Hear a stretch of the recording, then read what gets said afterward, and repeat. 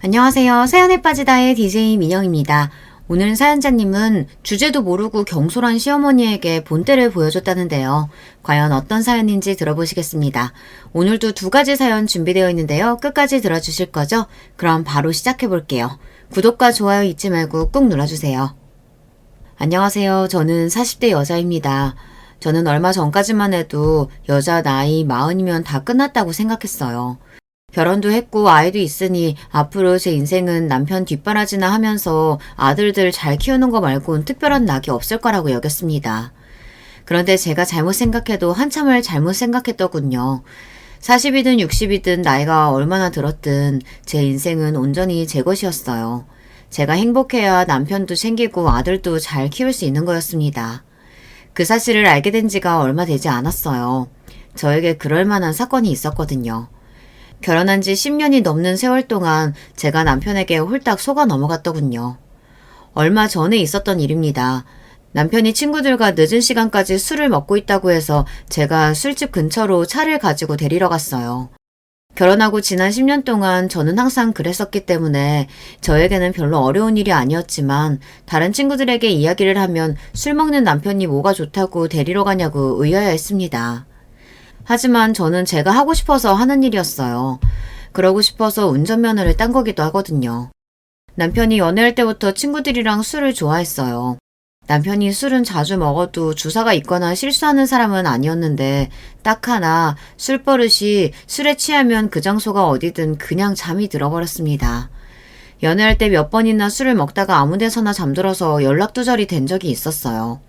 저는 그러다 큰 사고라도 날까봐 너무 걱정돼서 그때부터 남편이 친구들과 술 약속이 있다고 하면 항상 알아서 데리러 갔습니다. 아들을 임신했을 때도 아들이 어릴 때도 항상 데리러 갔어요. 그랬으니 이제는 남편 친구들이 알아서 남편이 술에 취할 것 같으면 미리 저에게 연락을 해주기까지 했습니다. 그래서 그날도 남편 친구의 연락을 받고 근처 술집으로 데리러 갔어요. 그런데 술집에 도착해서 들어갔더니 남편도 친구들도 술집에 없더군요. 그때였어요. 술집 뒤편 공터에서 익숙한 목소리가 들렸습니다. 남편 목소리였어요. 웬일로 아직 술에 안 취했는지 친구들이랑 담배를 피우고 있는 것 같더군요. 저는 남편을 놀라게 해주려고 인기척을 내지 않고 술집 뒤편으로 들어갔습니다. 그런데 그때였어요. 듣지 말았으면 좋았을 이야기를 듣고야 말았습니다. 이윤식, 이 자식은 장가나는 진짜 기똥차게 잘 갔다니까. 처가 부자인 것도 얄미워 죽겠는데 마누라까지 착해가지고 술 취했다고 하면 매번 데리러 오잖아. 세상에 그런 여자가 어딨냐? 남편 친구들이 제 이야기를 하며 남편에게 장가 잘 갔다고 부럽다고 했어요. 그런데 그 순간 남편이 물고 있던 담배를 바닥에 툭 던지더니 미간을 확 구기더군요. 그러더니 한다는 말이 가관이었습니다.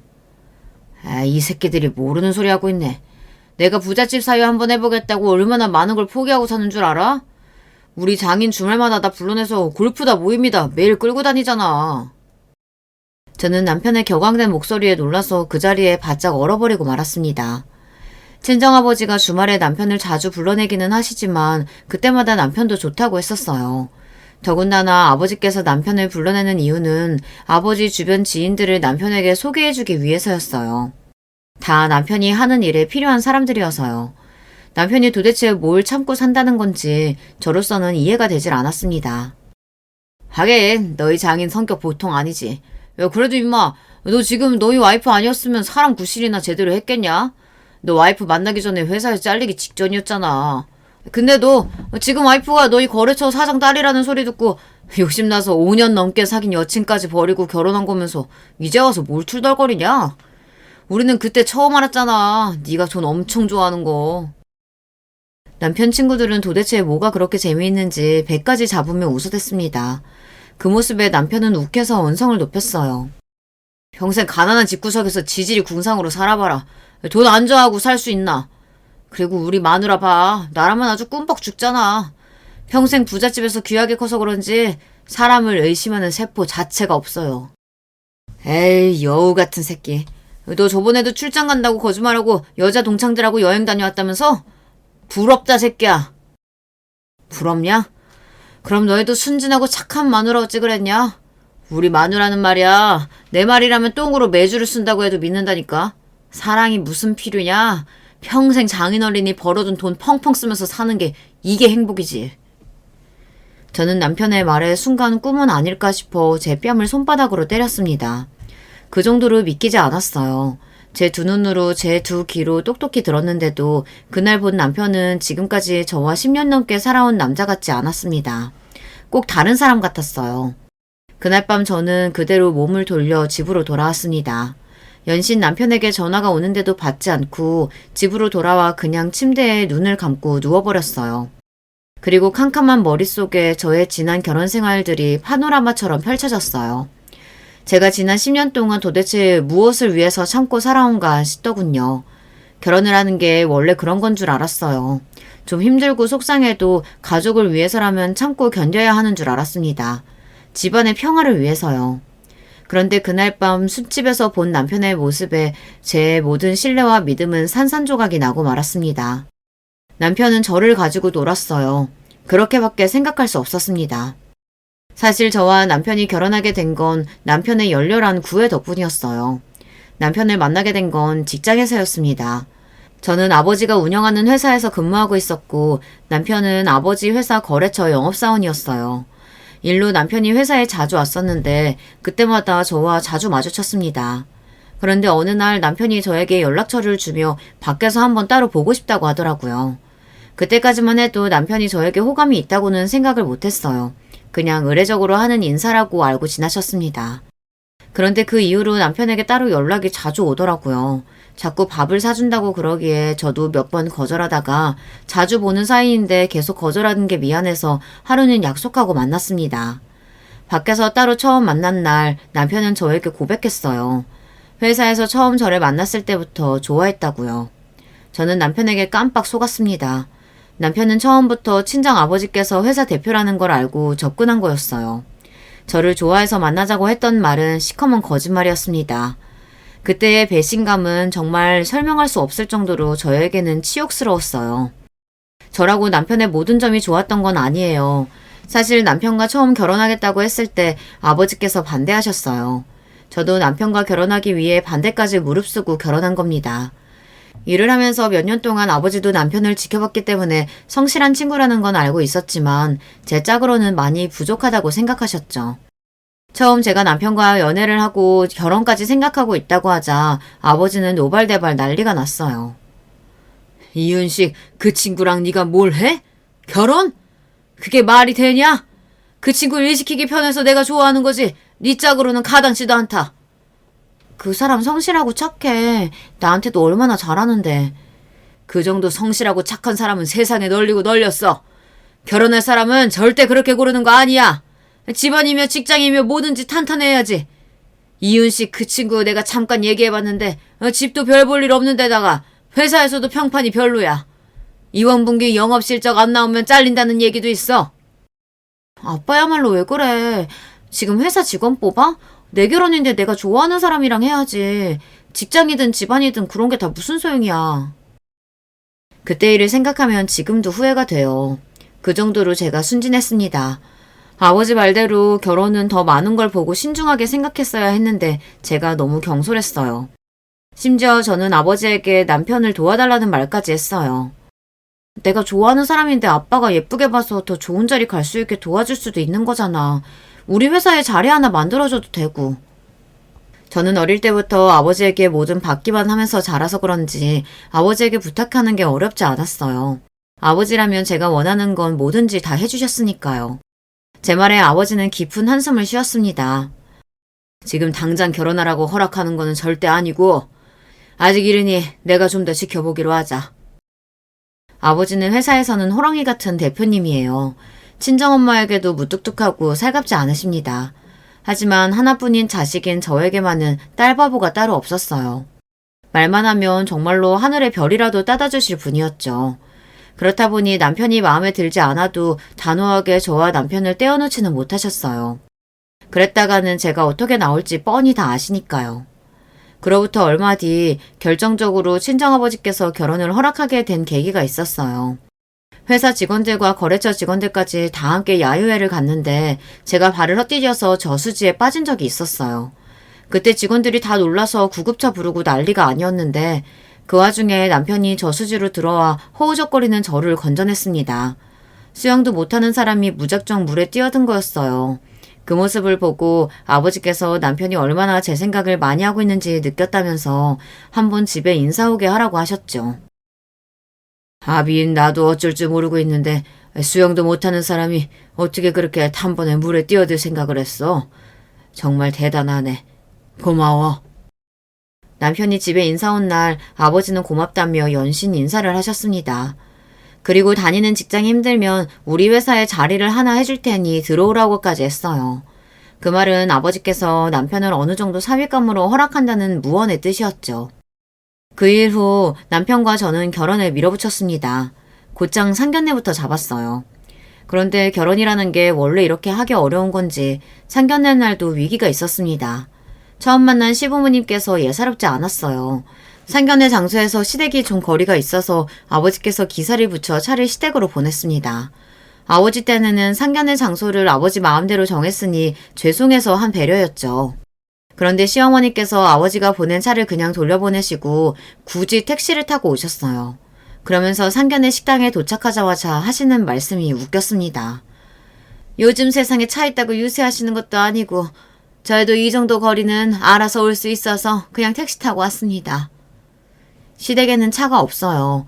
그래서 저와 아버지는 일부러 신경 써서 보낸 거였는데 시어머니는 그게 오히려 우리 쪽에서 돈 자랑을 한다고 생각하셨는지 기분 나빠하시더라고요. 엄마, 대표님께서 일부러 신경 써주신 건데 왜 자꾸 그래요? 죄송해요, 사모님, 대표님. 저희 어머니께서 괜히 패 끼칠 수 없다고 그러신 거예요. 이해해 주세요. 너는 결혼한다는 놈이 장인 장모한테 사모님, 대표님이 뭐야? 호칭은 제대로 불러야지.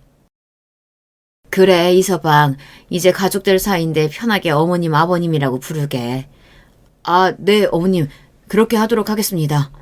남편은 시어머니의 행동이 민망했는지 애써 빨개진 얼굴로 웃으며 친정어머니에게 이야기했어요. 저희 어머니야 워낙 성격이 온화하고 조용하신 분이라 혹시나 상견례 분위기가 이상해질까 중간에 좋게 하려고 노력을 많이 하셨습니다.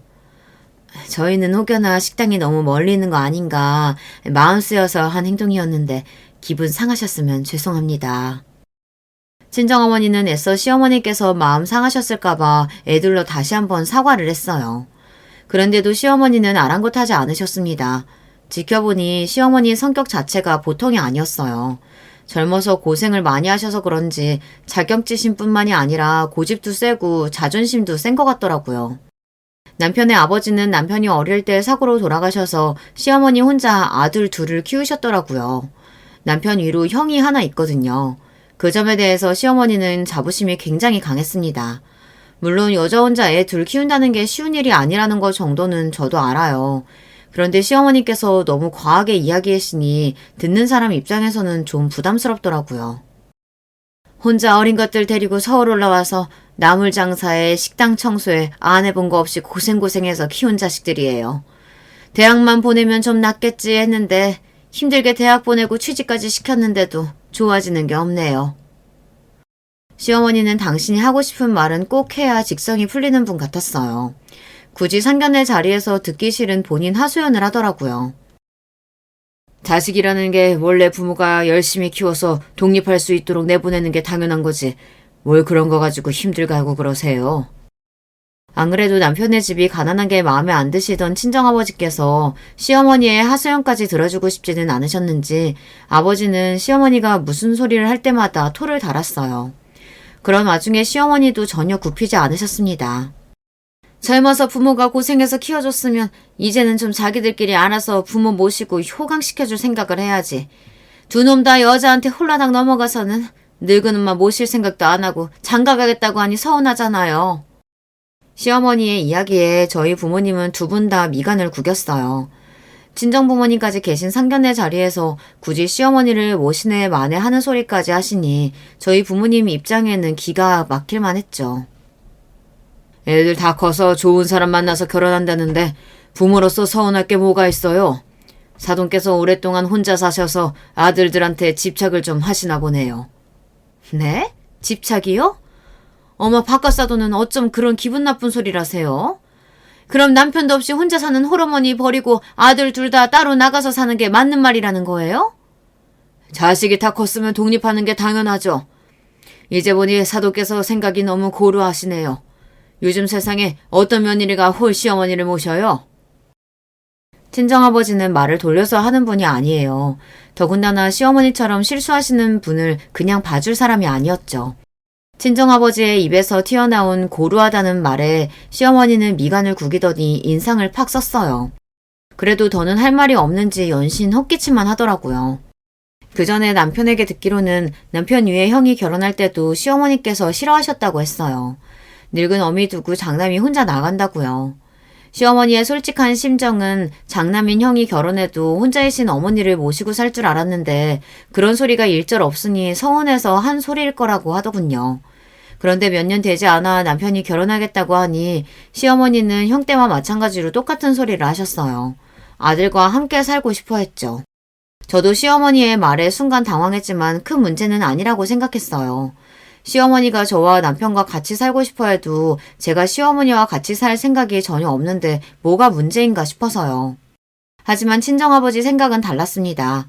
쥐뿔도 없는 주제에 어디서 감히 남의 집 귀한 딸 시집살이를 시키려고 하나라고 생각하셨죠. 사돈께서 잘 모르시는 것 같아서 다시 한번 말씀드리는데 요즘은 부모가 자식들이랑 같이 살고 싶으면 아파트 한 채 정도는 떡하니 해줄 정도 돼야 같이 살자고 하는 거예요. 아시겠어요? 아버지의 단호한 목소리에 순간 식당에는 정적이 흘렀습니다.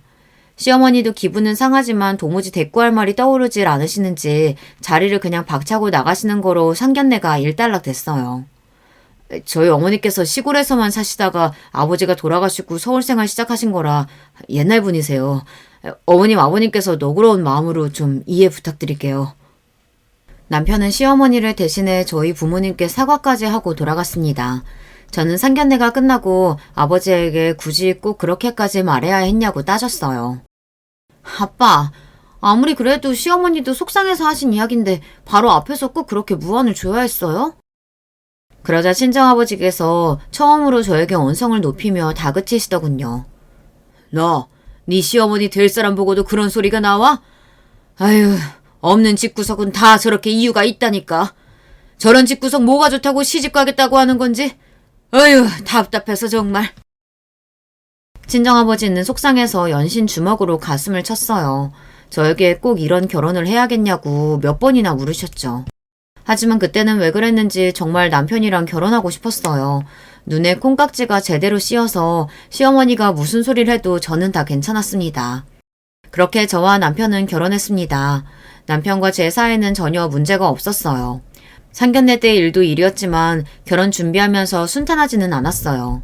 시댁이 워낙 사정이 좋지 않다 보니 결혼 준비에 들어가는 비용 대부분을 우리 집에서 냈습니다. 신혼집도 아버지께서 얻어주셨어요. 신혼집 계약을 앞두고 시어머니께서 저에게 전화가 왔습니다. 그런데 다짜고짜 하시는 말씀이 저는 너무 놀랐어요. 새아가, 아무리 너희들끼리 다 알아서 준비한다지만 둘이 살 집 정도는 어른이 나한테도 보여줘야 하는 거 아니니? 어쩜 너는 며느리란 애가 이렇게 시어머니 생각을 조금도 안 하니? 이런 걸 내가 꼭 먼저 연락해야겠어? 시어머니는 마치 꼭 제가 큰 잘못을 하기라도 한 것처럼 화를 내셨어요. 저도 살면서 혼나본 경험이 별로 없다 보니 시어머니의 말에 순간 바짝 얼어버리고 말았습니다. 심지어 정말 내가 먼저 연락을 드려 같이 집을 보자고 했어야 했나 이런 생각까지 들더군요. 그로부터 얼마 뒤 남편과 저는 시어머니를 모시고 집을 보러 함께 갔어요. 그런데 믿기지 않는 일이 벌어졌습니다. 아파트에 들어서자마자 시어머니께서 갑자기 눈물을 흘리시며 우시기 시작했어요. 아이고 여보, 이것 좀 봐요. 우리 아들이 글쎄 이렇게 좋은 아파트를 샀어요. 대단하죠? 아이고, 우리 아들 정말 대견하다, 대견해. 엄마는 지금 죽어도 여한이 없다. 순간 저는 당황해서 말문이 턱하니 막혔습니다. 집을 사준 건 친정아버지인데 남편더러 대단하고 대견하다고 얼굴까지 쓰다듬으시는데 너무 황당하고 기가 막히더군요. 저로서는 시어머니의 행동이 도무지 이해가 되질 않았어요. 그런데 나중에 남편이 하는 말로는 평생 그런 집에 살아본 적이 없다 보니 어머니 딴에는 아들이 좋은 집에 살게 된 게 너무 기쁘고 감격스러워서 그러신 것 같다고 하더라고요. 저는 남편에게 이야기를 듣고도 사실 100% 이해가 되지는 않았어요. 하지만 남편까지도 눈물을 글썽이길래 이해해보려고 했죠. 저야 남편과 자라온 환경이 달라서 잘 모르지만 남편처럼 어릴 때부터 아버지 없이 힘들게 컸으면 작은 것에도 행복감을 느끼는 게 당연하니까요. 그리고 얼마 뒤 남편은 새로운 일을 시작했습니다. 처음엔 결혼하면 아버지 회사에서 근무하려고 했었는데 아버지께서 저를 생각해서라도 남편에게 일을 좀 더 가르치는 게 낫다고 판단하셨는지 아버지께서 새로 투자하는 작은 회사에 구문직을 맡기셨어요. 그때도 아버지는 남편에게 신신당부했습니다. 인서방, 내가 자네를 100% 믿고 신뢰해서 이렇게 중요한 일을 맡기는 게 아니라 자네가 앞으로 얼마나 성장할 수 있는지 가능성을 보기 위해 테스트하는 거니까 항상 긴장하고 열심히 하도록 하게. 남편이야 당연히 뼈를 묻을 각오로 열심히 하겠다고 했죠. 하지만 저는 걱정이 되기도 했습니다. 그때야 남편의 진짜 속을 모를 때니 남편도 남편 나름대로 새로운 환경이 어려울 수도 있고 하고 싶은 것이 있을 수도 있을 텐데 괜히 저랑 결혼해서 뜻하지 않은 책임감과 부담감을 가지고 사는 게 아닌가 싶어서요. 다행인 건진 모르겠지만 어찌됐든 그때 이후로는 시어머니께서 저를 대하시는 태도가 조금 달라지기는 했습니다. 그전까지는 매일 저에게 곱게 자라서 뭘 모른다, 눈치가 없다, 남편한테 잘해라 등등 잔소리만 하셨었는데 남편이 저희 아버지 덕분에 좋은 자리로 가고 나서는 시어머니도 은근 제 눈치를 보셨어요. 한 번은 그런 적도 있었습니다. 제가 아들을 임신했을 때였는데 시어머니께서 며칠 내내 전화를 하셔 먹고 싶은 게 없냐고 물었어요. 내가 다른 건 몰라도 반찬한다는 기똥차게 잘해. 동네 반찬 가게에서 오랫동안 일했었거든. 사돈이야 돈 많은 남편 만나 고생이라는 건 모르고 사셨으니 반찬이나 제대로 만드실 줄 알겠어? 우리 손주 임신해서 며느리가 고생하는데 내가 다른 건 모르겠고 말만 해. 먹을 건 내가 다 만들어줄게. 시어머니는 참 신기한 분입니다. 같은 말을 해도 은근 기분 상하게 말을 했어요. 분명 호의라는 건 알지만 항상 시어머니랑 통화하고 나면 기분이 좋지 않았습니다. 입맛도 심하고 몸도 몸살 걸린 것처럼 자꾸 늘어져서 밥맛이 없어요. 그래도 이것저것 먹고 있으니까 걱정하지 마세요. 그럴수록 더 챙겨 먹어야 애가 크는 거야. 엄마가 힘들다고 자꾸 안 먹으면 애가 작아요. 입덧도 너무 힘들고 몸도 자꾸 기운이 빠져 말할 일도 없는데 자꾸만 시어머니께서 애를 생각해서라도 밥은 꼭 챙겨 먹어야 한다고 잔소리를 하니 처음엔 저도 기분이 썩 좋지 않았습니다. 하지만 보통 시어머니들이 하는 잔소리라고 생각하기로 했어요. 친구들 말이 원래 시어머니는 며느리보다 뱃속의 손자가 항상 먼저라고 하더라고요. 그로부터 며칠 뒤 시어머니께서 반찬을 잔뜩 만들어 남편을 통해 보내셨어요. 정말 반찬 가게에서 파는 것처럼 깨끗하고 맛있게 해주셨더라고요. 저는 감사해서 잘 먹겠다고 연락을 드렸습니다. 그런데 직장 다니면서 밥을 챙겨 먹는다는 게 생각보다 쉽지 않더군요. 평소에도 초딩 입맛이라고 불리는 저다 보니 사실 시어머니께서 해다 주신 반찬이 입에 맞지 않았어요. 남편이라도 좀 먹으라고 해도 남편도 바쁘고 정신이 없으니 잘 안 먹더라고요. 더군다나 저도 몸도 무겁고 힘들어서 대충 집에 들어오는 길에 남편이랑 사 먹거나 시켜 먹었어요. 그러다 보니 시어머니께서 해주신 반찬이 냉장고에 고스란히 남아있었던 거예요. 저나 남편이 알아서 냉장고 정리를 하든 남은 반찬을 먹든 했어야 했는데 둘 다 일이 바쁘다는 핑계로 그대로 뒀습니다. 그러던 중 시어머니께서 또 반찬을 잔뜩 해서 우리 집에 오셨다가 냉장고에 남은 반찬을 보게 되신 거죠. 그 일로 시어머니는 저에게 삐져서 그날 싸온 반찬과 냉장고에 있던 반찬들까지 몽땅 다 가져가 버렸습니다. 기껏 힘들게 만들어서 바리바리 싸다 줬더니만 하나도 안 먹고 썩을 때까지 냉장고에 두는 건 도대체 무슨 생각이니? 새아기 네가 없이 살아본 적이 없어서 아까운 줄을 모르나 본데 그게 다 좋은 재료로만 신경 써서 만든 것들이야. 사람 성의를 무시해도 유분수지? 내가 다시는 반찬해오나 봐라. 어머니 죄송해요. 제가 워낙 초딩 입맛에 입이 짧아서 반찬 같은 건 잘 안 챙겨 먹어서요. 힘들게 해주셨는데 죄송합니다. 저도 제가 잘못한 건 알아서 금방 인정하고 시어머니께 잘못했다고 했어요. 그래도 시어머니는 화가 풀리지를 않으셨는지 연신 씩씩거리며 저에게 화를 냈습니다. 네가 아무리 입도 짧고 안 먹어도 뱃속에 우리 손주는 아니잖아. 엄마가 돼서 애를 먼저 챙겨야지. 요즘 애들은 아무튼 자기밖에 모른다니까. 이래서 애는 오냐오냐 키우는 게 아닌데 외동이라고 얼마나 버릇없이 키웠으면 여자애가 저 모양인지. 엄마, 그만 좀 해. 우리가 해달라고 한 것도 아니고 엄마가 마음대로 해줘놓고 왜 그렇게 생색을 내. 우리가 알아서 정리할 테니까 그냥 두고 가세요. 제 표정이 점점 어두워지자 남편도 신경이 쓰였는지 애써 어머니 앞에서 제 편을 들었습니다. 그러자 시어머니는 더 화가 나서 씩씩거렸어요. 다시는 반찬이고 뭐고 안 한다고 소리를 질렀어요. 시어머니의 행동에 저도 모르게 순간 눈물이 왈칵했습니다. 이 나이까지 살면서 우리 부모님한테도 싫은 소리 안 듣고 자랐습니다. 그렇다고 시어머니 말처럼 제가 막무가내로 버릇없이 큰 건 절대 아니에요.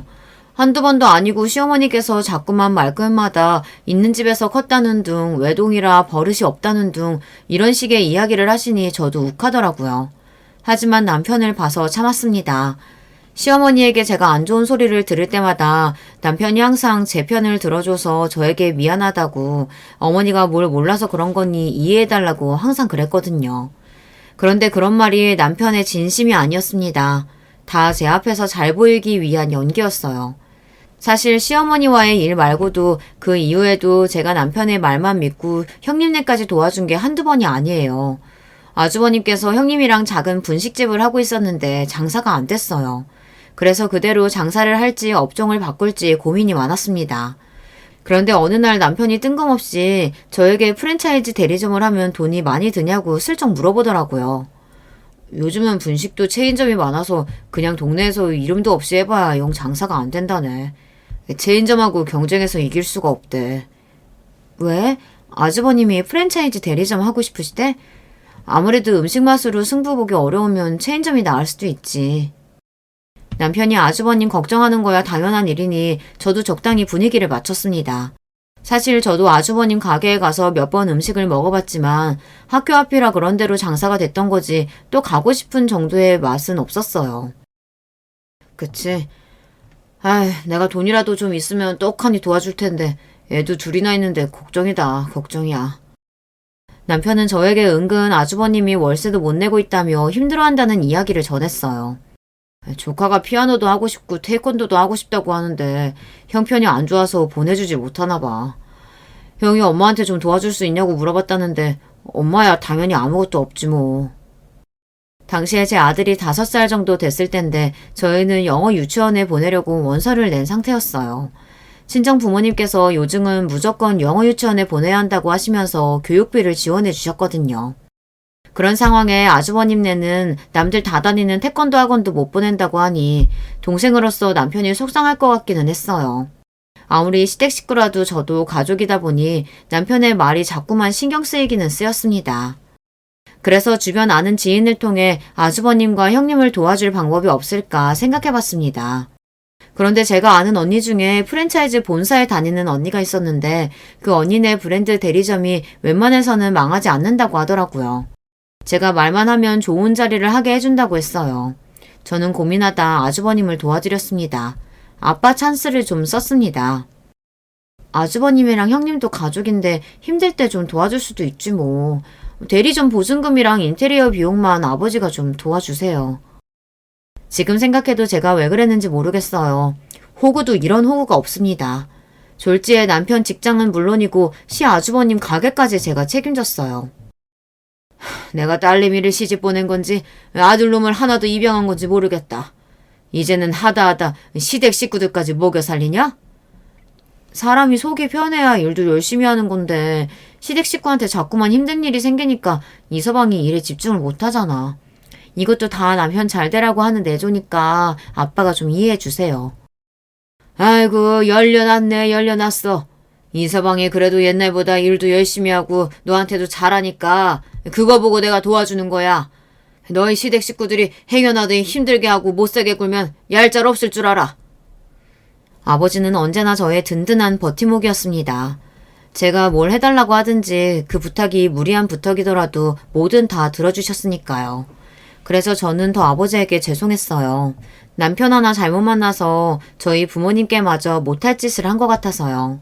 당시에 저는 시댁이 예쁘다기보다 저에게 잘하는 남편이 좋았습니다. 결혼하고 지난 10년 동안 남편은 제 앞에서는 누구보다 좋은 남편이었고 아들에게는 좋은 아빠였어요.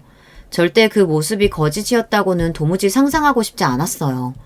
저는 지난 10년 동안 함께 살았던 남편을 떠올리며 한 번 더 남편을 믿어보고 싶었습니다.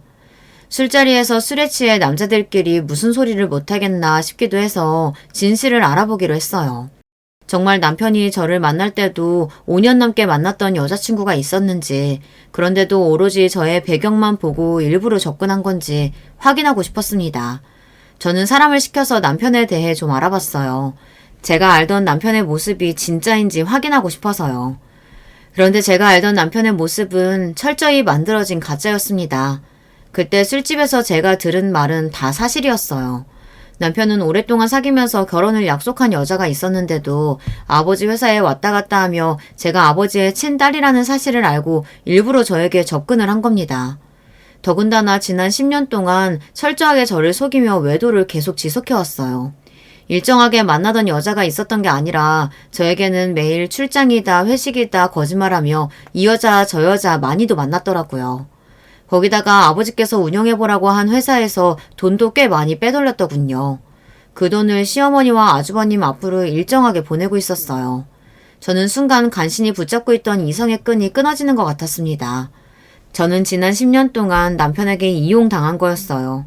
저는 달라져야만 했습니다. 더는 이전에 바보 천치 호구로 살 수 없었어요. 앞으로는 철저하게 남편이나 가정이 아닌 저만 생각하기로 했어요. 그로부터 얼마 뒤 때마침 남편의 진짜 모습을 확인할 수 있는 기회가 저에게 생겼습니다. 저는 퇴근하고 들어온 남편에게 할 이야기가 있다고 했습니다. 남편은 예사롭지 않은 제 표정에 무슨 일이라고 걱정스럽게 물었어요. 아주 다정한 얼굴로 말이죠. 아버지 회사가 망했어. 아버지 회사가 망했어. 조만간 아버지 앞으로 된 재산 다 정리될 거야. 그랬습니다. 친정에 일이 좀 생겼어요. 아버지께서 회사를 정리하기로 하셨습니다. 그게 무슨 소리야? 장인어른 회사가 왜 망해? 당신은 명색의 아버지 회사 계열사 운영한다는 사람이 그것도 몰라? 암튼 조만간 당신 회사도 정리될 거니까 그런 줄 알고 마무리 알아서 잘해. 괜히 책 잡힐 일 만들지 말고. 제 말에 남편 얼굴은 사색이 됐습니다. 하얗다 못해 허옇게 떠올랐어요. 그러더니 갑자기 자리에서 벌떡 일어나 허둥지둥 하더군요. 그러더니 한다는 소리가 기가 막혔습니다. 말도 안 돼. 아버님은 도대체 일을 어떻게 하셨길래 이런 사달을 만드신 거야? 아, 미치겠네 정말. 남편은 주먹으로 식탁을 내리치며 계속 소리 질렀어요. 그러더니 핸드폰을 가지고 급하게 어디론가 전화를 걸더니 나가려고 했어요. 저는 남편을 붙잡았습니다. 어디를 가냐고요. 당신 내 얘기 못 들었어? 지금 이런 상황에 나만 두고 나가면 어떡해. 나 무섭단 말이야. 제 말에 남편은 순간 제 손을 세게 뿌리쳤습니다. 그러더니 하는 말이 가관이었어요. 지금 이런 상황이니까 나가는 거 아니야. 무서우면 너희 아빠한테 나가서 징징거려. 나는 지금 네 비 맞춰줄 기분 아니니까. 남편은 그대로 문을 쾅 닫고 나가버렸습니다. 그리고 그 순간 저는 너무 허탈해서 입에서 실소가 튀어나왔어요. 이게 바로 진짜 남편의 모습이었습니다. 그 순간 알겠더군요. 저는 남편에게 그 어떤 자비도 가질 필요가 없다는 걸요. 남편이 너무 믿고 싫어도 저는 조금 더 서로 상처 주지 않고 상처받지 않는 선에서 정리하고 싶었습니다.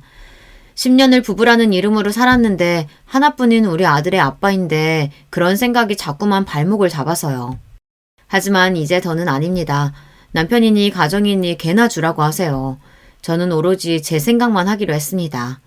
며칠 뒤 저는 일부러 시어머니 앞에서 말을 흘렸습니다. 친정아버지께서 사업을 정리하게 돼서 정신이 하나도 없다고요. 제가 그 정도만 말해도 시어머니는 절대 가만히 있을 뿐이 아니라는 걸 저는 알고 있었어요. 제 예상대로 시어머니는 호들갑을 떨면서 남편에게 연락을 해봤나 봐요.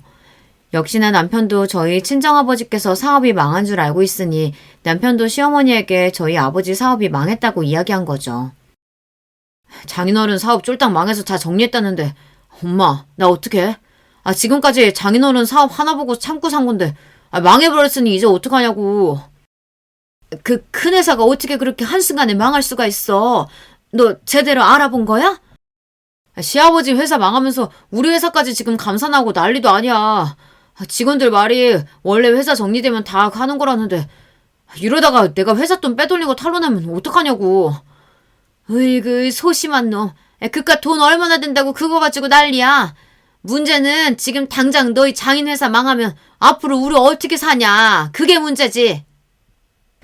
남편과 시어머니는 둘이 아주 똥줄이 타서 난리가 아니었나 봐요. 제가 이미 남편 회사 직원들에게 입단속을 시켜둔 상태였기 때문에 남편은 이야기할 데도 없어 더 불안했을 거예요. 며칠 뒤 시어머니에게 연락이 왔습니다. 예상대로 저를 시댁으로 불러들였어요. 그리고는 조심스럽게 너희 아버지 회사가 망한 게 사실이냐고 묻더군요. 한껏 진지한 시어머니의 표정에 저는 웃음을 참느라 힘들었습니다. 네, 맞아요. 아버지께서 대형 사고를 치셨더라고요. 아마 곧 있으면 아버지 회사랑 그이 회사도 다 정리될 거예요.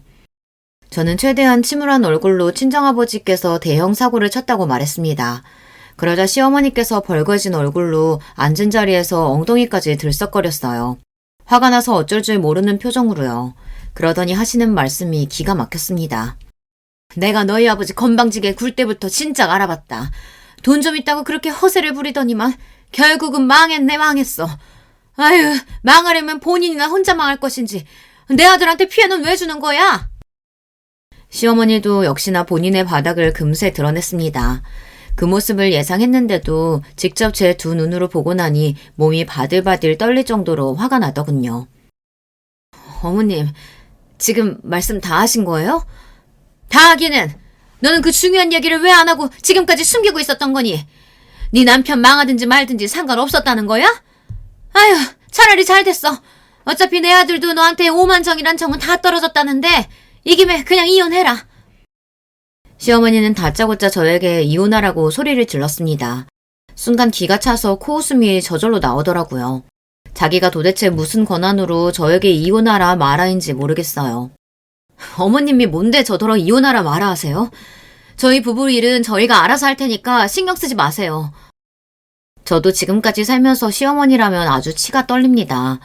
전에야 남편과 결혼해서 산 세월이 있으니 애를 생각해서라도 참고 살아보려고 했는데 더는 아니에요. 저도 참을 만큼 참았습니다. 저는 앞으로 또 언제 시어머니와 만날 수 있을지 모르니 일부러 이 기회에 할 말 다 하자 싶었습니다. 그 아비의 그 딸이라고 싸가지 없는 것도 유전이니? 어디 감히 시어머니 앞에서 버럭버럭 대들어? 너희 아버지가 아직도 그 잘난 사장인 줄 알아? 끈 떨어진 연주제에 어디서 큰 소리야? 시어머니는 역시나 본색을 그대로 드러냈습니다. 친정아버지께서 결혼 생활 내내 남편을 도와주는 것도 모자라 아주버님까지 챙겼을 때는 찍소리도 안 하고 가만히 있더니만 아버지께서 망했다는 말 한마디에 태도가 180도 변해버렸더라고요. 거기다가 시어머니는 준비성도 철저한 분이었어요. 갑자기 자리에서 벌떡 일어나더니만 서랍에서 웬 종이봉투를 꺼내더군요. 그러더니 저더러 다짜고짜 도장을 찍으라고 했습니다. 너 같은 며느리 더는 필요 없으니까 여기 이혼 서류에 당장 도장 찍고 내 손주 내놓고 나가. 사람이란 참 간사합니다. 그 와중에 시어머니는 이혼 서류까지 미리 준비해두고 남편 이름에는 도장이 다 찍혀있더군요. 거기다가 손주까지 놓고 나가라고 저에게 엄포를 놓더군요. 저는 어이가 없어서 실소가 흘러나왔습니다. 제 미소에 시어머니는 미간을 잔뜩 찌푸리더니만 지금 웃음이 나오냐고 저에게 소리를 또 질렀어요. 손수 이혼 서류까지 준비해주시고 고맙네요. 그 인간이랑 이혼할 생각하니까 저도 모르게 웃음이 절로 나오네요. 좋아요. 저도 바라던 바예요. 도장 바로 찍어드릴게요. 대신 우리 준혁이는 절대 안 돼요. 내 새끼는 내가 데려갈 거예요. 쥐뿔도 없는 년이 애를 어떻게 데려간다 그래? 너 잊었나 본데 너 이제 거지야. 평생 너 뒤치다거리만 하던 부모도 망한 마당에 네가 무슨 수로 애를 키운다 그래? 시어머니는 제 말은 듣고 싶지도 않다는 듯 고개를 절레절레 흔들며 조용히 하고 빨리 이혼 서류에 지장이나 찍으라고 했습니다. 그러면서 인주를 저에게 들이댔어요. 저는 시어머니의 뻔뻔한 모습에 다시 한번 치가 떨렸습니다. 하지만 이제 더는 화낼 힘도 없었어요. 빨리 다 마무리하고 싶었습니다. 저는 이때다 싶어 시어머니가 들이댄 이혼 서류에 지장을 찍고 자리에서 벌떡 일어나 허리를 곧게 폈습니다.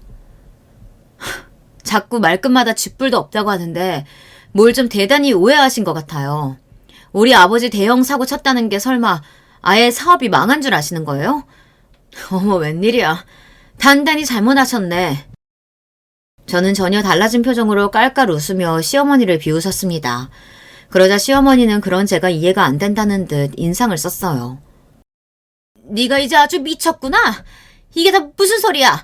너희 아버지 망한 거 내가 다 아는데. 망한 게 아니라 최근에 외국계 유명 기업에서 아버지 회사를 1,000억에 매각했어요. 동남아 전역의 아버지 회사에서 만든 브랜드가 매장에 쫙 깔리기로 했거든요. 그래서 아버지 회사 팔기로 한 거예요. 그랬습니다. 아버지께서 의류 사업을 크게 하셨는데 아버지 회사에서 새로 런칭한 브랜드가 동남아랑 중국에서 유명해지며 아예 외국계 회사에서 매각 제의가 들어왔어요. 동남아 전역과 중국에 매장을 만든다고요. 아버지도 이제 연세도 있으시니 쉬시면서 자식들 편하게 살게 해주시겠다고 곧바로 매각을 결정하셨습니다. 이제 어머니와 여행도 다니고 주말 농장 같은 것도 하면서 편하게 살고 싶으시다고요. 그 소식을 알게 되자마자 저는 머릿속에 계획이 번뜩였어요. 남편에게 한 방 제대로 먹이고 이혼할 명분을 찾고 있었는데 이것만한 게 없다 싶었죠. 남편이 저를 사랑하지도 않으면서 친정 재산만 보고 결혼했다는 걸 알게 된 순간부터 저는 이를 바득바득 갈았습니다. 어떻게 하면 남편과 시댁 식구들에게 절망감을 안겨주고 영원히 빠이할 수 있을까 싶어서요. 그래서 일부러 아버지가 사업이 망한 것처럼 몰고 간 겁니다. 사랑 없이 재산만 보고 결혼한 인간이 가난해진 저와 더 살고 싶을 리 없으니까요. 이게 다 무슨 소리야? 1,000억 매각이라니? 그런 중요한 얘기를 왜 이제야 해? 너희 집안 망한 거 아니었어? 망하기는 우리 집이 왜 망해요? 어머님 댁처럼 지지리도 없는 집구석이나 망하는 거지.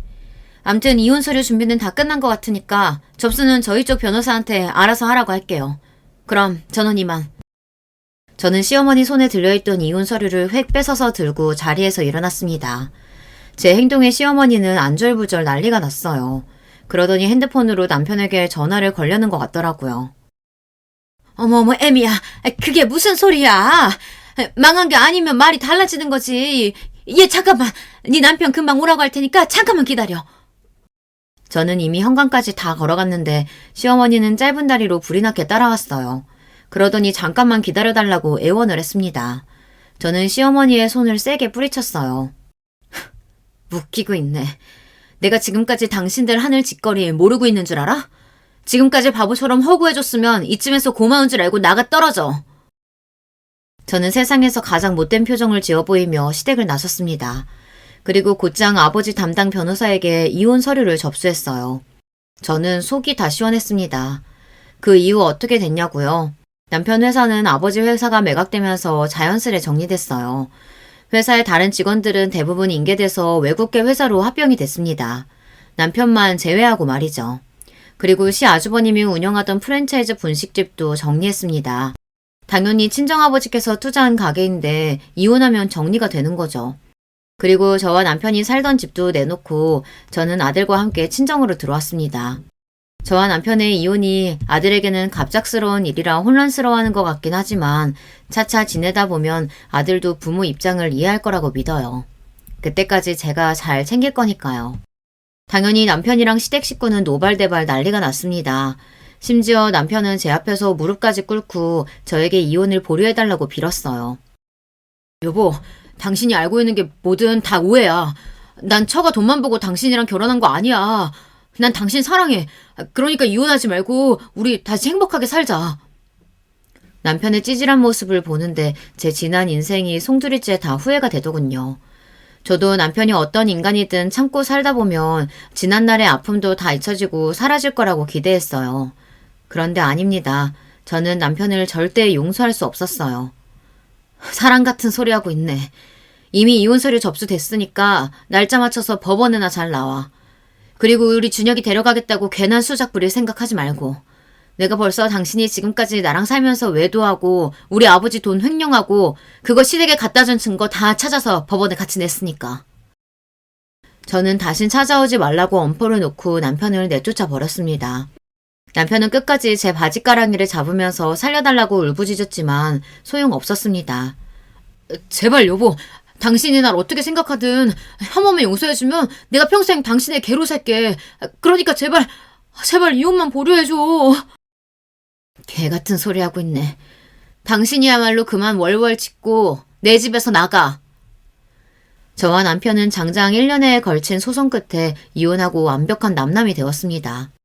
이혼하는 과정에서도 입에 담기도 싫을 정도로 더러운 일들을 많이 겪었어요. 남편이 순순히 이혼 안 해주려고 발악을 했거든요. 그 과정에서 저는 남편과 시댁 식구들에게 조금의 미련도 남지 않을 정도로 오만 정이 다 떨어졌습니다. 결국은 저는 조금의 재산도 뺏기지 않고 남편과 이혼했습니다. 아들 양육권도 당연히 제가 가져왔고요. 남편의 횡령 혐의도 확인돼서 남편은 벌금형까지 받았습니다. 그렇게 저의 10년 결혼 생활이 막을 내렸습니다. 사실 이혼 소송을 하는 지난 1년 동안 저는 피가 말릴 정도로 힘든 전쟁을 치렀어요. 세상의 모든 사람이 싫어질 정도로 쉽지 않은 일이었습니다. 하지만 이혼을 통해 잃은 것만 있는 것은 아니에요.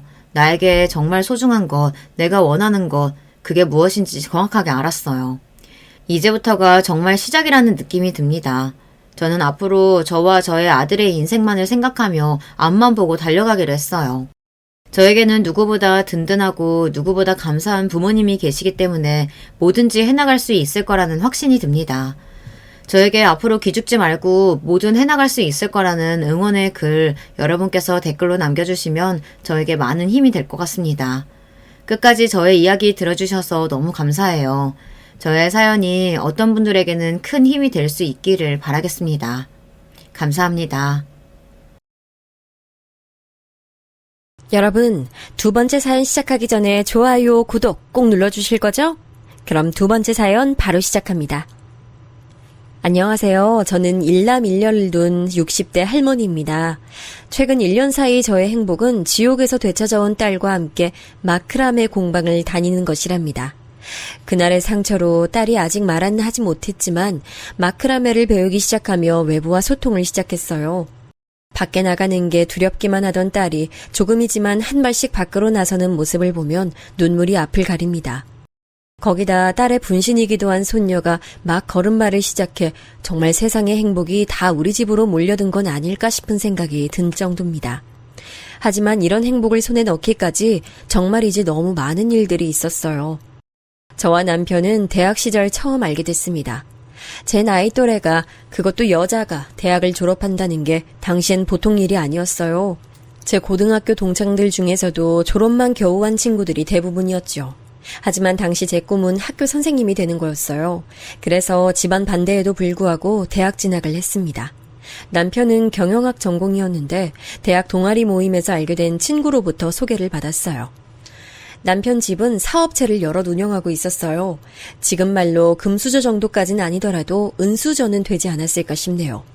남편은 야망도 컸고 그에 맞는 능력도 있는 남자였죠. 항상 모든 일에 자신감이 넘치고 자신이 하는 일엔 확신이 강한 사람이었죠. 제게 전혀 없는 그런 모습에 매력을 느낀 저는 남편의 데이트 신청에 흔쾌히 동의했고 그것이 시작이었습니다. 물론 사귀는 동안 싸움도 정말 많았어요. 남편과 저는 성격이 정반대였거든요. 특히 무슨 섭섭한 일이 있을 때 남편은 그 자리에서 바로 얘기를 하는 편이라면 저는 꾹 참았다가 한 번에 터뜨리는 편이었거든요. 그래서 남편이 저를 향해 너무 답답하다고 말했습니다. 남편과 제 사이엔 딸과 아들 하나씩 있었어요. 딸아이가 첫째, 둘째가 아들이었죠. 오늘 이야기의 주인공이기도 한 제 딸은 어릴 때 가장 좋아했던 장난감이 피아노였어요. 어린이날 선물로 받은 피아노를 정말이지 하루 종일 가지고 놀더군요. 그래서 6살 되던 해에 피아노 학원을 보냈는데 선생님께서 재능이 있다고 칭찬하셨습니다. 그게 계기가 돼서 딸아이는 피아노를 전공했습니다. 하지만 딸이 대학교에 입학한 지 얼마 되지 않은 시점에 남편 회사가 부도를 맞았습니다. 남편이 어떤 일을 어떻게 하고 있는지 아는 게 하나도 없어서 제겐 마른 하늘의 날벼락이었습니다. 남편은 평소 자신감이 넘쳤던 것만큼 이 상황을 받아들이지 못했어요. 그리고 정신적 충격은 육체를 지배했고 결국 쓰러졌죠. 병원에 누워있는 남편을 보며 오만 가지 생각이 들었어요. 하고 싶은 말을 꽁꽁 싸매고 있는 사람은 저였지 남편이었던 적은 한 번도 없었는데 왜 그런 중요한 일을 혼자서만 그렇게 발버둥치며 해결하려고 했을까? 원망스럽기도 했지만 빨리 자리를 털고 일어나길 간절히 소망했지요. 하지만 야속하게도 제 편이 아니었어요. 남편과 그렇게 사별하고 저는 한동안 어떻게 살아야 할지 감도 안 잡히더라고요. 거기다 남편이 남긴 빚도 상당했거든요. 결국 저는 긴 고민 끝에 남편 보험금과 제 퇴직금, 그리고 살던 집을 팔아 갚을 수 있는 빚을 갚고 친정으로 돌아갔습니다. 학교를 나온 저는 지인을 통해 강남 한 학원에 관리자로 취직했어요. 학교에서 진학 상담을 했던 게 도움이 되더라고요. 덕분에 친정에 들어가서 살기 시작한 지 3년 만에 둘이 지낼 수 있는 집을 마련해 친정을 나왔습니다. 겨우 해방된 느낌이라고나 할까요?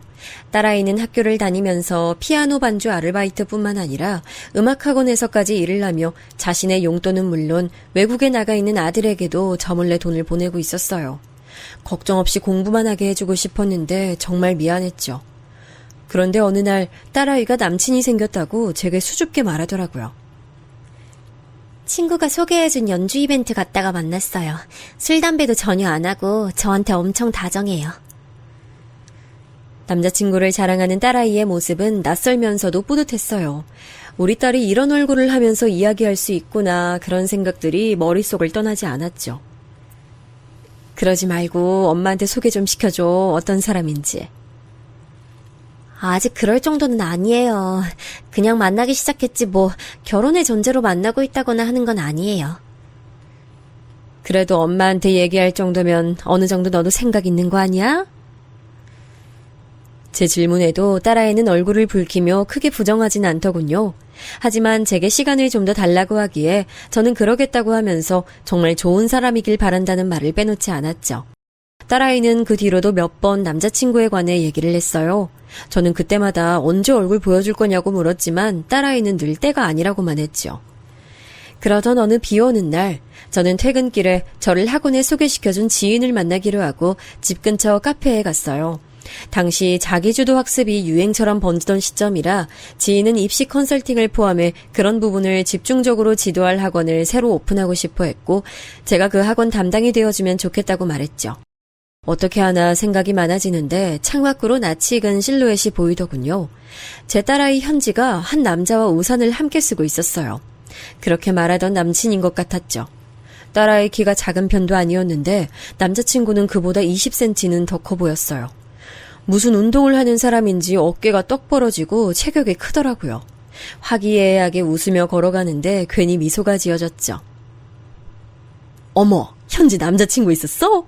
전에 길에서 만났을 땐 없다고 하더니 이모한테 거짓말이 나고 말이야. 그때가 언젠데 벌써 5개월은 넘었다. 만나기 시작한 지 얼마 안 됐어. 얼마 전에 100일이라고 커다란 꽃다발 들고 왔더라.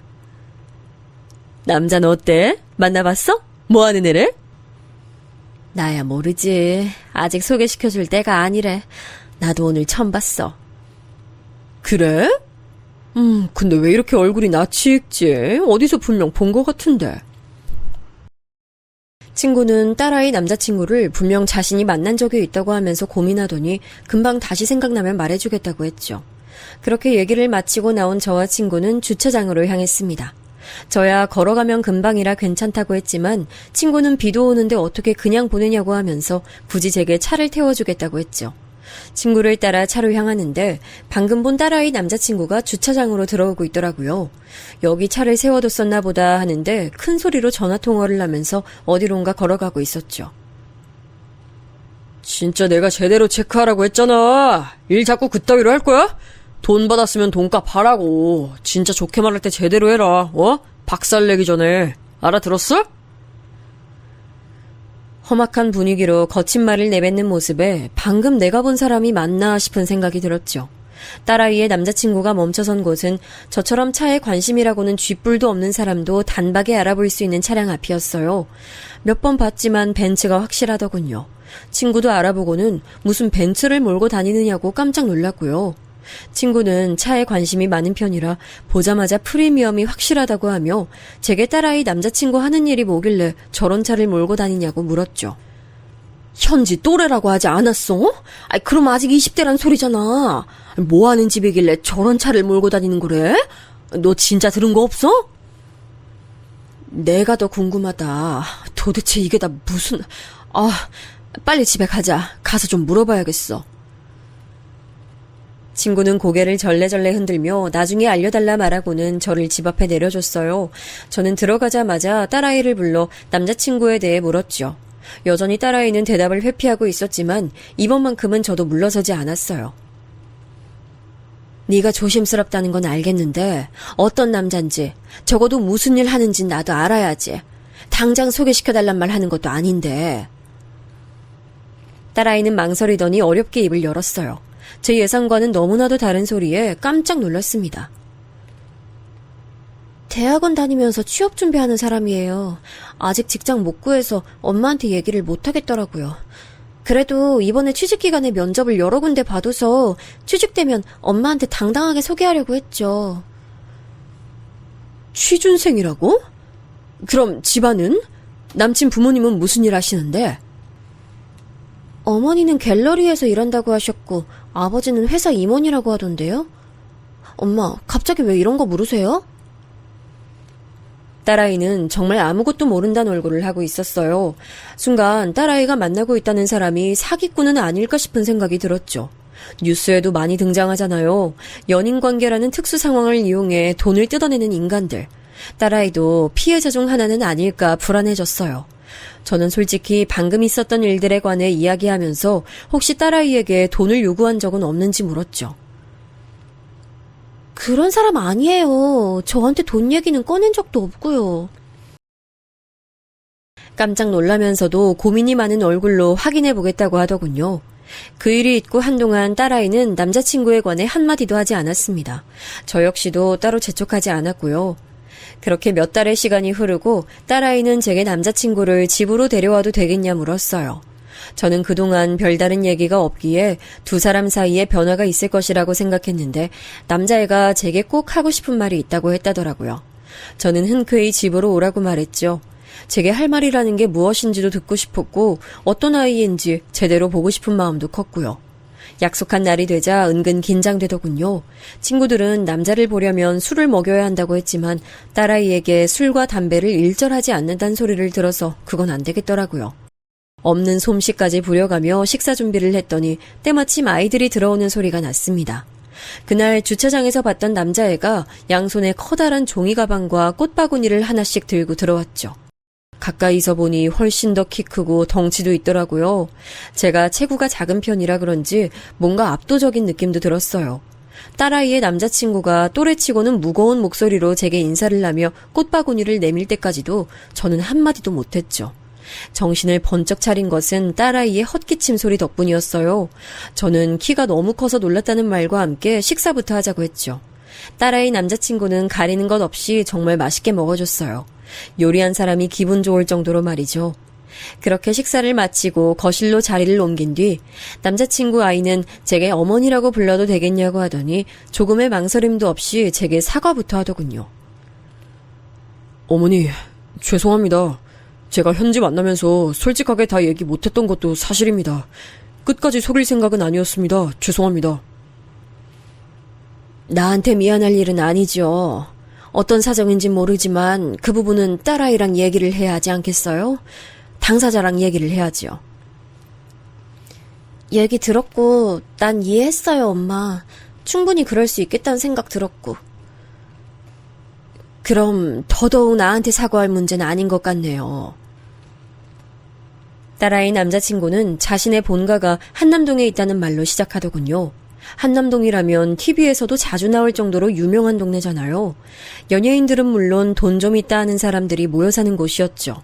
이야기 들어보니 딸아이가 제게 알려준 부모님 직업이 틀린 건 아니더라고요.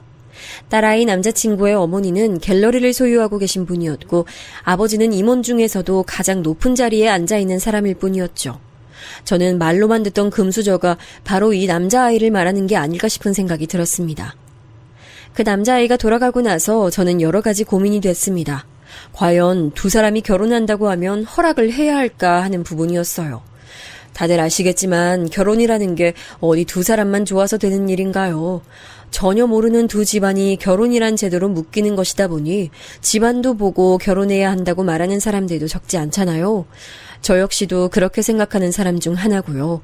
거기다 저희 집의 과거가 그리고 남편의 부재가 문제되진 않을까 걱정됐습니다.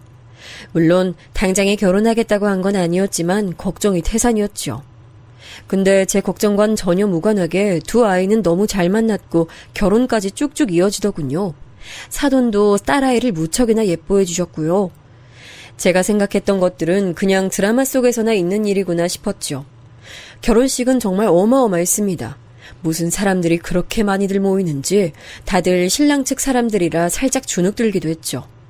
딸아이 결혼 소식을 접한 친정 식구들은 꽤 큰 충격을 받은 얼굴을 했었는데 결혼식장 와서는 아주 입까지 떡 벌어져서는 말도 못하더군요. 특히 오빠는 제게 사돈 어른을 소개시켜달라고 할 정도였고요. 결혼식 이후에도 아이들은 여기저기 인사드리러 다니기 바빴어요. 그때였어요. 친구가 슬쩍 제게 다가와 할 말이 있다고 했죠. 카페에서 함께했던 친구요. 나 네 사위 어디서 봤는지 기억났어. 계속 긴가민가 했는데 오늘 보니까 알겠네. 그때 기억 안 난다고 한참 그러더니 그래, 어디서 봤는데? 너 있는 학원, 그 학원 건물주잖아. 세상에 인상 너무 달라서 기억을 못했나 봐. 계약할 때 진짜 엄청 무서웠거든? 술 냄새도 장난 아니었고. 근데 곁에 있는 친구 보니까 기억이 확 나네. 술? 술도 담배도 전혀 못하는데? 착각한 거 아니야? 아닌데. 술이 덜 깼다고 하면서 엄청 짜증내면서 계약하러 왔었는데? 그때 펜 잘 안 나온다고 집어던져서 내가 똑똑히 기억해. 너도 알잖아. 박가부동산 할아버지. 그 할아버지한테 펜 하나도 제대로 준비 못하냐고 엄청 욕을 하는데 얼마나 무서웠는지 몰라. 저는 친구 말에 깜짝 놀라면서도 사위가 그런 행동을 했다는 게 전혀 믿어지지 않았어요. 그렇다고 친구가 제게 거짓말을 할 리도 없고 말이죠. 제 표정이 급 어두워지자 친구는 과거 얘기라고 하면서 괜히 얘기를 꺼낸 것 같다고 미안해했죠. 하지만 이미 들어버린 이야기를 모른 척하기란 쉽지 않았어요. 그런 이야기를 들어서 그런지 제 시선은 자꾸 딸아이와 사위를 향해 가더라고요. 자리가 자리인 만큼 술을 권하는 사람들이 있었어요. 사위는 넙죽넙죽 잘만 받아 마시고 있었고요. 그런 사위를 보는 딸아이의 얼굴은 저만큼이나 불안해 보였습니다. 그때였어요. 건장한 남자들이 딸아이와 사위 곁으로 오더니 뭐라고 얘기하고는 데리고 나가더라고요. 딸아이는 제자리로 오더니 일정이 바뀌어서 신혼여행지로 빨리 출발하게 됐다며 여기서 인사를 해야 할 것 같다고 하더군요. 불안했지만 저는 알겠다, 조심히 다녀오라고 했죠. 결혼식 마치고 돌아와서도 친구 얘기가 자꾸 머릿속에 남았어요. 그리고 술을 물처럼 마시던 사위의 얼굴도 생각나고요. 저는 뜬 눈으로 딸아이 전화를 기다렸습니다. 잘 도착했다는 행복한 딸아이 목소리를 듣고 나서야 안도의 한숨을 내쉴 수 있었어요. 신혼여행에서 돌아온 딸아이는 세상 행복한 얼굴을 하고 있었어요. 여행지에서 너무 좋았다고 말하며 제 선물은 물론이고 딸아이 결혼에 맞춰 귀국한 동생의 것까지 캐리어에 어떻게 다 담아왔나 싶을 정도더군요. 저는 그날 밤 최서방을 따로 불러 물었습니다. 자네 혹시 술 마시나? 난 최서방이 술도 담배도 할 줄 모른다고 들었는데 피로연 때 보니 보통은 아닌 것 같아 말이야. 단도직입적인 제 질문에 최서방은 당황스러웠는지 바로 대답을 못하더군요. 잠깐이지만 곤란하다는 얼굴을 하기도 했고요. 저는 차분히 대답을 기다렸습니다. 술을 못한다기보단 즐기지 않습니다. 어머니, 그날은 어른들이 주시기도 했고 거절할 분위기가 아니라서 받아 마신 거지 평소엔 전혀 아닙니다. 그래? 술 마시는 게 문제라는 건 아니야. 혹시 숨기는 게 있나 싶어 물어봤지. 섭섭하네요, 장모님. 제가 무슨 죄인도 아닌데 뭘 숨겨요? 저는 차마 친구가 봤다는 장면에 대해 물어보지 못했어요. 저는 최서방에게 남편에 대해 얘기를 해주면서 부부 사이에 괜한 비밀은 만들지 말아달라고 거듭 당부했습니다. 제 얘기를 다 들은 최서방은 어떤 상황에서도 함께 잘 얘기하겠다고 제게 약속했어요. 저는 그 약속을 믿어보기로 했죠. 누군가의 말처럼 사람은 고쳐 쓰는 게 아닌데 말이죠. 그렇게 신혼여행에서 돌아온 딸아이를 마지막으로 저는 한동안 딸아이를 만날 수가 없었어요. 시댁 어른들을 모시고 살다 보니 자유롭지 않을 것이라고는 생각했지만 이렇게 얼굴 보기 힘들 것이라고는 생각 못했거든요. 자주는 아니더라도 얼굴 보고 밥 먹고 그 정도는 가능하지 않을까 했었는데 무슨 일인지 딸아이와는 자주 전화도 할 수가 없었어요. 부재중으로 넘어가는 건 기본이고 문자나 카톡을 보내도 답이 금방 오지 않았죠. 무슨 일이 있는 건 아닐까 걱정이었어요. 최서방에게 전화를 걸어도 잘 지내고 있다는 말만 돌아올 뿐이었고요. 최서방, 시간 되면 주말에 저녁 좀 함께 먹었으면 좋겠는데 우리 집 막둥이 축하할 일도 생겼고 말이야. 처남한테 축하할 일이요? 뭔진 모르지만 꼭 가야죠. 저는 오랜만에 딸아이의 얼굴을 보겠다 싶어서 들뜬 마음을 숨길 수가 없었어요. 그동안 무슨 일이 있었는지 꼭 물어보겠다고 잔뜩 벼르고 있었죠. 하지만 막상 딸아이 얼굴을 보니 아무 말도 나오질 않더군요. 살도 많이 빠져 보였고 어딘가 모르게 피곤한 얼굴이었죠. 물어보고 싶은 게 잔뜩이었지만 저는 뭐라도 먹여야겠다는 생각만 들었어요. 하지만 딸아이는 음식을 얼마 먹지도 못하고 화장실로 달려갔죠. 최서방은 별거 아니라는 얼굴로 딸아이를 따라가더니 곧 함께 자리로 돌아왔어요. 그 모습을 보는데 순간 머릿속에 지나가는 게 있더라고요. 현지야, 너 임신했어? 제 질문에 딸아이는 수줍게 고개를 끄덕이며 아랫배를 만지작거렸어요. 저는 제가 곧 할머니가 된다는 사실에 깜짝 놀라고 말았죠. 안정이 필요하다고 해서 병원에 좀 있었어요. 그래서 연락이 잘 안 되기도 했고. 저희 어머니께서도 확실해지면 연락드리는 게 좋겠다고 말씀하셨어요. 최서방은 무언가 말하려는 딸아이의 손을 잡으며 제게 말했어요. 저 역시 딸아이를 가졌을 때 몸이 많이 약해져서 고생을 했었거든요. 그래서 상황적으로는 이해가 됐지만 그런 힘든 순간에 엄마가 곁에 있어주지 못했다는 게 너무 속상했죠. 시댁이라는 불편한 곳에서 혼자 힘들어했을 딸아이를 생각하면 마음이 아프더군요. 딸아이는 최서방 눈치를 보며 제게 웃어 보였어요. 하지만 저는 그 웃음이 석연치 않았죠. 그럼 며칠만이라도 여기서 좀 있다가 엄마도 너 가졌을 때 고생 많이 했었는데. 어머니, 말씀은 정말 감사하지만 이 사람 건강 챙겨주는 사람들도 집에 상주하고 있으니까 너무 걱정 마세요. 그래도 엄마 마음이 그게 아니야. 현지도 내가 챙겨주는 게 더 편할 거 아니야. 전혀 모르는 사람들보다는. 그러니까 최서방. 당연히 어머니께서 잘 챙겨주시겠지만 그렇다고 어머니께서 전문가는 아니시잖아요? 이 사람 컨디션 체크는 그냥 전문가한테 맡기는 게 어떻겠어요? 제 말에도 최서방은 단호하게 절대 그럴 수 없다 하더군요. 울컥한 마음이 들었지만 붙잡아둘 명분이 없었어요. 하지만 이대로 딸아이를 보내면 안 된다는 생각이 든 것도 사실이었죠. 엄마 괜찮아요. 입덧이 좀 심하긴 한데 시댁 어른들이랑 집안일 봐주시는 분들이 세심하게 잘 챙겨주시거든요. 제가 서운한 기색이 역력하자 딸아이가 한마디 하더군요. 하지만 그 모습마저도 제 눈엔 어색하게 보일 뿐이었죠. 그날 저는 내키진 않았지만 아이들을 다시 보내야 됐어요. 딸아이가 타고 간 차가 멀어질 때까지 내려다봤죠. 그날 이후 딸아이와는 또 연락이 닿지 않았어요. 이번엔 문자조차 읽지 않더라고요. 카톡엔 사라지지 않은 일이 쌓여만 갔습니다. 거기다 최서방도 연락이 닿지 않았고요. 이대로는 도저히 안 되겠다 싶어 딸아이와 초중고를 함께 다녀 많이 가까운 미진이에게 전화를 했습니다. 미진이 역시 딸아이와 연락이 되지 않는다 하더군요. 안 그래도 연락이 안 돼서 어머님께 전화드리려고 했어요. 저번 주에 전화하다가 끊겼거든요. 입덧이 너무 심하다고 힘들다고 하더니 갑자기 전화가 툭 끊겼어요. 그리고는 소식이 없네요. 다른 말은 없고? 혹시 그동안 연락하면서 수상하다거나 뭐 이상한 일은 없었어?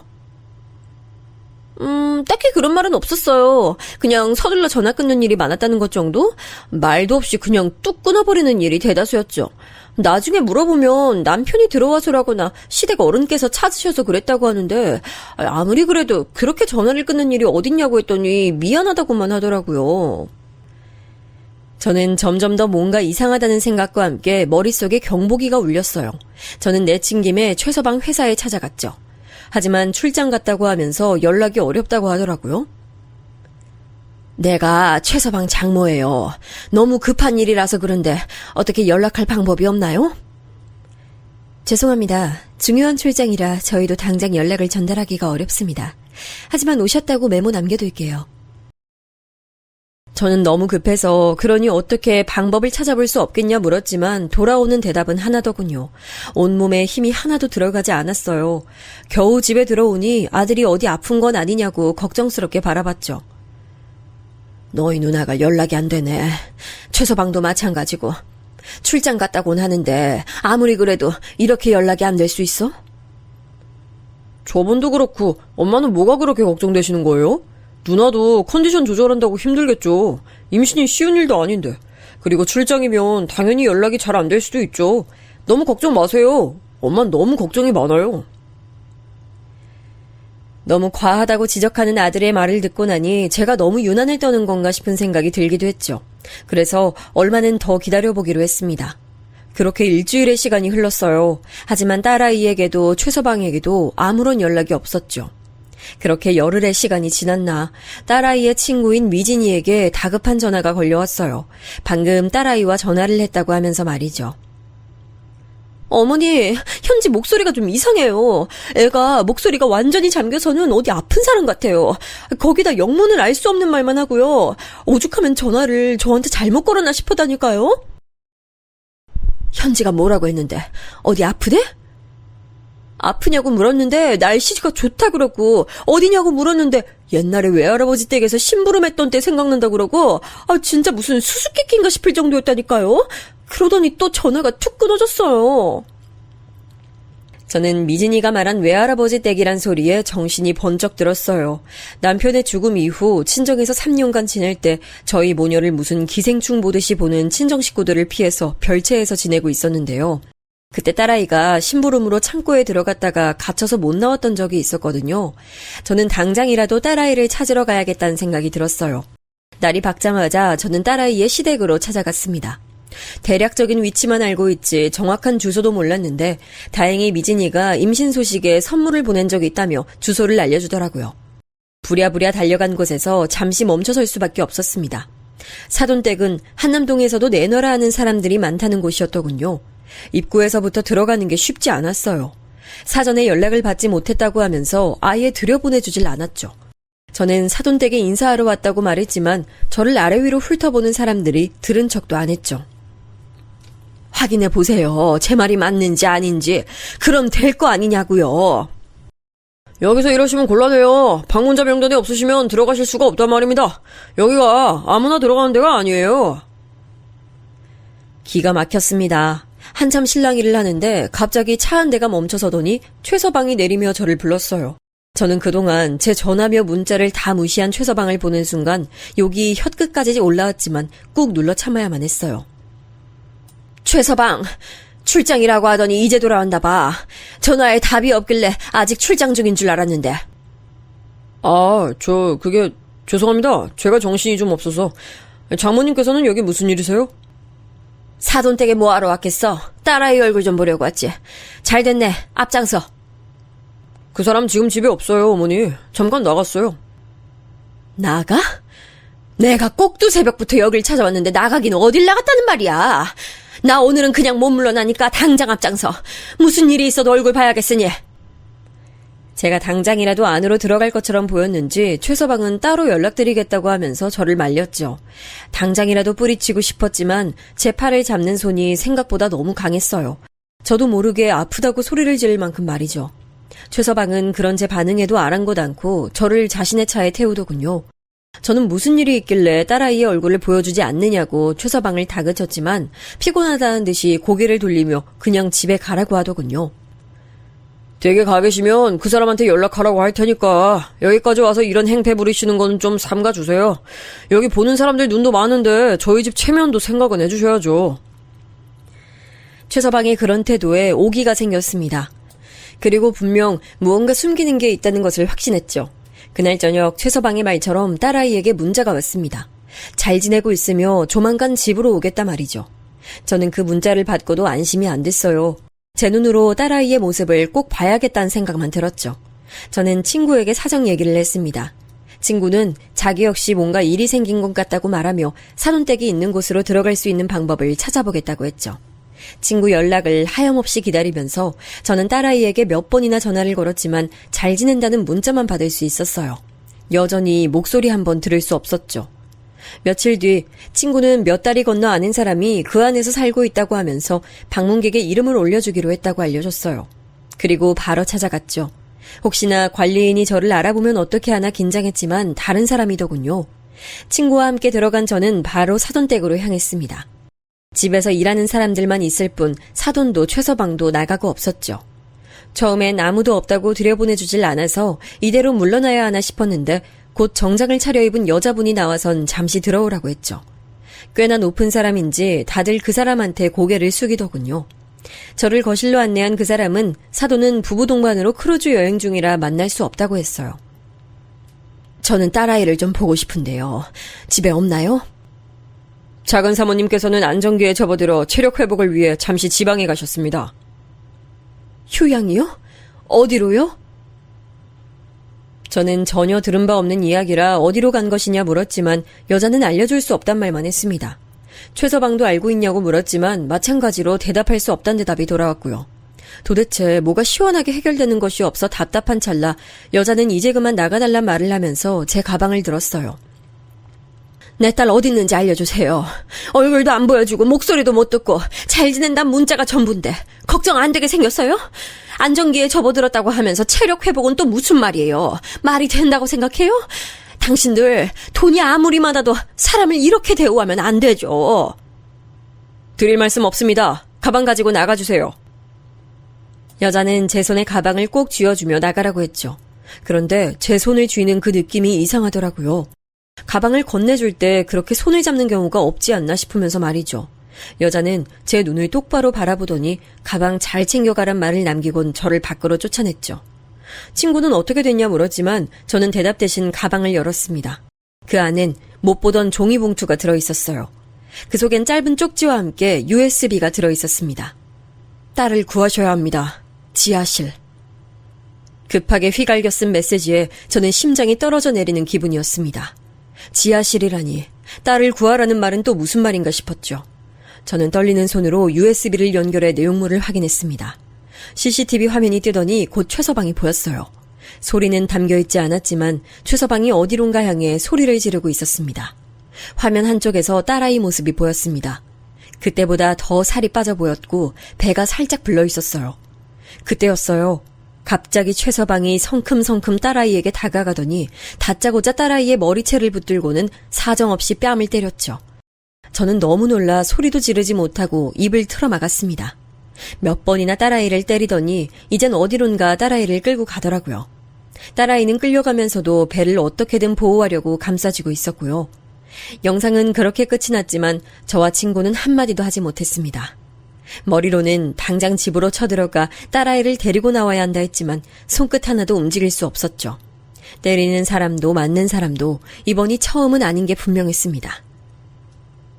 야, 정신 차려. 지금 네가 멍하게 있을 때야? 당장 경찰 불러야지. 야! 저는 친구의 외침에 겨우 정신 차렸습니다. 제가 떨리는 손으로 핸드폰도 제대로 꺼내질 못하자 친구는 저를 대신해 경찰에 신고까지 마쳤죠. 저는 아들에게도 전화를 걸어 사정 얘기를 했습니다. 아들은 당장 주소를 남겨달라고 하곤 제게 경찰이 올 때까지 절대 먼저 들어가면 안 된다 하더군요. 곧 경찰이 도착하고 저는 제가 본 영상을 그대로 보여줬습니다. 경찰도 깜짝 놀란 얼굴을 하더니 바로 119와 지원을 요청하곤 사돈댁으로 향했죠. 경찰은 제게 들어오면 안 된다고 했지만 저는 다 뿌리치고 따라 들어갔습니다. 입구에서부터 실랑이가 벌어지고 있었어요. 경찰의 말에도 그런 일 없다고 말하며 절대 들어오면 안 된다고 사람들이 막아서고 있었죠. 얼마 안 있어 증원된 경찰과 함께 최서방 얼굴도 보였습니다. 오해라고 말하며 집에는 아무도 없다고 말하더라고요. 여기가 어디라고 들어와? 집에 아무도 없다니까? 장모님 진짜 왜 그러세요? 그 사람 별장에서 쉬고 있다니까요. 그 입 다물어. 감히 내 딸을 개패듯이 패? 그것도 네 애를 가진 여자를? 네가 사람 새끼야? 제 외침에 최서방의 얼굴에 표정이 싹 사라지더군요. 진짜 좋게 말할 때 가셔. 앞으로 경찰 생활 편하게 하고 싶으면 그냥 가. 확 서장한테 전화해서 지랄하기 전에. 바뀐 분위기에 경찰들도 무언가 사건이 있다고 생각이 들었는지 제가 보여준 영상을 내밀며 확인하겠다고 말하곤 집으로 들어갔죠. 최서방이 소리를 고래고래 지르며 자신이 누군지 아느냐 외쳤지만 경찰은 빠르게 집을 뒤집었어요. 제게 봉투를 건네줬던 여자와 눈이 마주쳤죠. 그 여자는 찰나였지만 지하실이 있는 방향으로 손가락질을 했죠. 저는 지하실을 외치며 그 여자가 알려준 방향으로 달려갔어요. 경찰은 제가 들어와서는 안 된다고 말하며 저를 붙들었죠. 지하실 보세요. 우리 딸 저기 있다고요. 경찰은 급히 지하실로 내려갔지만 굳게 잠겨 있었어요. 이곳을 열라는 말에 최서방은 창고일 뿐이라고 말하며 완강하게 거절했죠. 그렇게 실랑이를 하고 있는데 다른 곳을 뒤지던 한 경찰이 나타나 식탁 위에 열쇠가 있었다고 하며 지하실로 빠르게 내려갔어요. 그리곤 금방 문을 열고 안으로 들어갔죠. 사람 있습니다! 구급차 불러요! 피를 너무 많이 흘렸어요! 경찰의 외침에 지하실로 내려가려고 했지만 오히려 저를 더 강하게 붙들며 기다려야 한다고 하더군요. 곧 구급대원들이 뛰어내려가더니 들것에 실려 딸아이가 올라왔어요. 여기저기 맞아서 엉망이 된 얼굴과 다리엔 피가 흐르고 있었죠. 숨은 쉬고 있는지 의심이 들 정도의 모습에 저는 이성을 잃고 최서방에게 달려들었죠. 이 짐승 새끼! 너 내 딸한테 무슨 짓을 저지른 거야! 이 노인네가 진짜 거슬리게! 최서방은 손쉽게 저를 바닥으로 내팽개쳤어요. 경찰들은 어이없다는 표정과 함께 최서방을 긴급 체포하겠다며 붙들었어요. 최서방은 그런 경찰들에게까지 주먹을 휘두르며 자기가 누군 줄 알고 몸에 손을 대냐고 소리를 질렀죠. 고작 경찰 나부랭이 주제에 감히 내 몸에 손을 대고 멀쩡할 줄 알아? 니들 내가 똑똑히 얼굴 받았다. 싹 다 옷 벗을 각오해. 여기가 어디라고. 그리고 놓친네. 그러길래 딸 자식 교육 좀 잘 시키지 그랬어. 어디서 하늘 같은 남편이 하는 일에 간섭에 잔소리에 버릇 좀 고친다고 몇 대 때렸더니 감히 덤벼들긴 하고. 하긴 놓친네 하는 꼴을 보니 그 애미의 그 딸이지. 젠장. 뭐? 이 쓰레기 같은 새끼. 내가 너 이대로 둘 것 같아? 절대 가만히 안 둬. 알겠어? 뭘 할 수 있는데. 꼭 아무것도 없는 것들이 자존심의 꼴값을 떨어요. 최서방이 저를 비웃으며 중얼거리자 경찰들도 잔뜩 굳은 얼굴을 하며 아까보다 더 단호한 움직임으로 최서방을 붙들었어요. 그때였습니다. 아이고 수고 많으십니다. 아주 일장연설을 하시던데 말씀 다 끝나셨어요? 경찰들 사이로 아들과 함께 유학을 갔던 아들 친구의 얼굴이 보였어요. 아들은 사색이 된 얼굴로 제게 다가와서는 누나 만났다고 하면서 저를 꼭 안아주었죠. 저는 이게 다 무슨 일이냐고 했더니 아들이 더 이상은 걱정할 필요가 없다고 자신 있게 말하더군요. 검찰에서 나왔습니다. 최석필 씨. 당신 아주 여러 가지로 총체중 난국이더만 와이프를 저지경으로 만들질 않나 탈세까지. 여기 구속영장이요. 도주 위험이 있어서 제가 바로 여기까지 들고 왔죠. 데려가시죠. 경찰은 정식 구속영장을 확인하곤 수갑까지 채워서 밖으로 끌고 갔어요. 아들은 제게 누나가 있는 병원으로 가자고 저를 부축했죠. 아들 친구는 아무래도 구린 구석이 많은 것 같다고 말하며 제게 무슨 일이 있어도 대가를 치르게 할 테니 너무 걱정하지 말란 말을 남기곤 빠르게 경찰을 따라 나왔어요. 저는 아들의 부축을 뿌리치고 제게 봉투를 전해준 여자에게 다가갔습니다. 고마워요. 열쇠도 당신이 뒀죠? 알려줘서 고맙습니다. 더 빨리 알려드리지 못해서 죄송합니다. 작은 사모님, 맞아서 지하실에 갇혀 계셨던 게 이번이 처음이 아니에요. 그때 친정에 저녁 먹으러 간다고 하고 다녀오신 뒤로 몇 번이나 있었어요. 신고했어야 했는데 너무 무서워서 죄송합니다. 아니에요. 덕분에 오늘 딸아이 목숨을 구했습니다. 감사합니다. 저는 여자에게 고맙단 말을 몇 번이나 더 했어요. 아들은 여자에게 혹시 재판에 증인이 되어줄 수 있냐고 물었고 여자는 무조건 나가겠다고 했어요. 혹시 모를 상태를 대비해 아들은 자신과 함께 나가시는 게 좋을 것 같다고 말했고 여자도 저와 함께 그 집을 나왔죠. 밖으로 나왔더니 친구 모습이 보이질 않았어요. 아들 말에 의하면 구급대를 따라 병원으로 갔다고 하더군요. 저는 바로 딸을 보러 병원을 갔습니다. 병원에서는 여기저기 맞은 곳이 많아 걱정했지만 유산은 아니라고 하더군요. 그 상황에서도 아이를 지키려고 배를 감싸던 딸아이의 모습이 떠올라 눈물이 흘렀죠.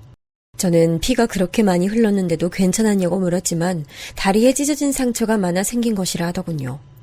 호흡기를 하고 잠든 딸아이 얼굴을 보며 저는 혼자 얼마나 무서웠을까. 딸아이가 견뎌야 했을 시간들에 대한 미안함과 분노로 뇌가 다 녹을 것 같았어요.